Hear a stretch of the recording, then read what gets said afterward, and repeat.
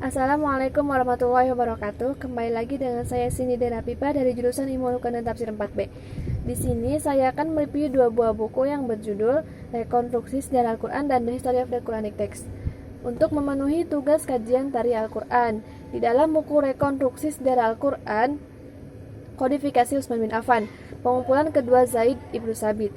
Tidak berbeda dari kisah pengumpulan pertama Zaid, terdapat sejumlah riwayat tentang pengumpulan kedua Al-Quran yang dilakukan Zaid pada masa Khalifah ketiga, Utsman bin Affan.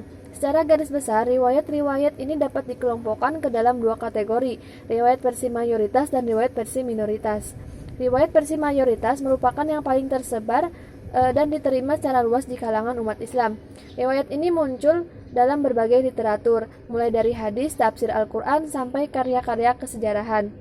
Dari sisi eksternal, tingkat keabsahan riwayat paling berpengaruh ini tidak sebaik riwayat paling berpengaruh dalam kisah pengumpulan pertama Zaid di masa Abu Bakar, karena mata rantai periwayatan berakhir dengan Anas bin Malik, yakni tidak kembali secara langsung kepada saksi mata peristiwa tersebut.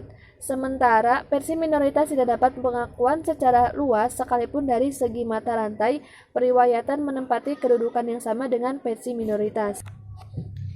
Penyebaran Mushaf Utsmani. Telah dikemukakan bahwa setelah selesai melakukan kodifikasi Al-Quran, sejumlah salinan Mushaf Utsmani dikirim ke berbagai kota metropolitan Islam. Riwayat-riwayat tentang jumlah mushaf yang berhasil diselesaikan penulisannya dan ke kota-kota mana saja ia dikirim sangat beragam.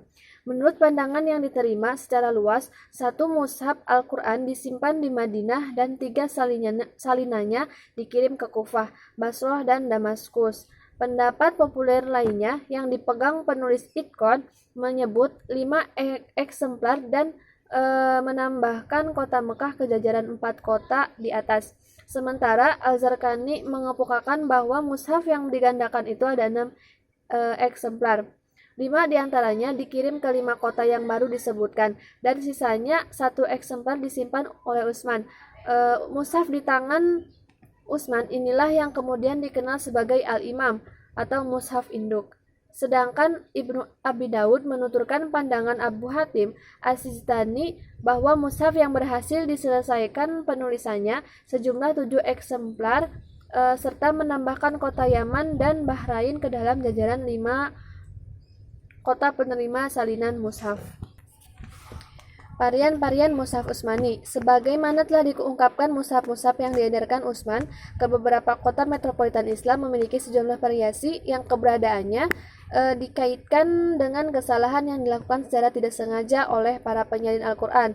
Sejumlah sarjana muslim berupaya menjelaskan bahwa riwayat-riwayat tersebut memiliki kelemahan yang menegaskan eksistensinya, tetapi kenyataannya adalah bahwa varian teks Al-Quran kota-kota besar Islam yang darinya riwayat-riwayat varian qiraah bersumber telah memungkinkan untuk membuat kesimpulan yang aman tentang mushaf awal yang diedarkan Utsman. Setiap teks Al-Quran lokal secara jelas telah dipelihara dengan penuh kesetiaan kepada mushaf awal. Teks tertulisnya tidak hanya diriwayatkan secara ortografis, tetapi juga didukung dengan riwayat-riwayat lisan. Berikutnya, karakteristik Mushaf Utsmani. Terdapat sejumlah pandangan yang mengungkapkan bahwa susunan surat dalam Mushaf Utsmani bersifat ijtihadi. As-Suyuti mengutip pendapat bahwa Utsman mengumpulkan lembaran-lembaran suhuf Al-Quran ke dalam satu mushaf menurut tertib suratnya atau murataban li suwarihi.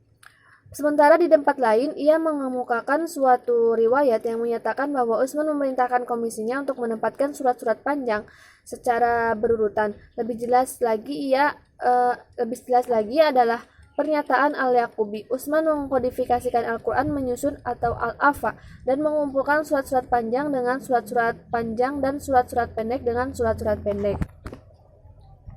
Berikutnya di dalam buku The History of the Quranic Text, Mushaf Utsmani. Selama pemerintahan Utsman yang dipilih oleh masyarakat melalui bai'ah yang amat terkenal sebagai Khalifah ketiga, umat Islam sibuk melibatkan diri di medan jihad yang membawa Islam ke utara sampai ke Azerbaijan dan Armenia. Berangkat dari suku, kabilah, dan provinsi yang beragam, sejak awal para pasukan tempur memiliki dialek yang berlainan dan Nabi Muhammad SAW di luar kemestian. Telah mengajar mereka membaca Al-Quran dalam dialek masing-masing. Karena dirasa sulit untuk meninggalkan dialeknya secara spontan, akan tapi sebagai akibatnya adanya perbedaan dalam menyebutkan huruf Al-Quran, mulai menampakkan kerancuan dan perselisihan dalam masyarakat. Sekian penjelasan dari review 2 buku.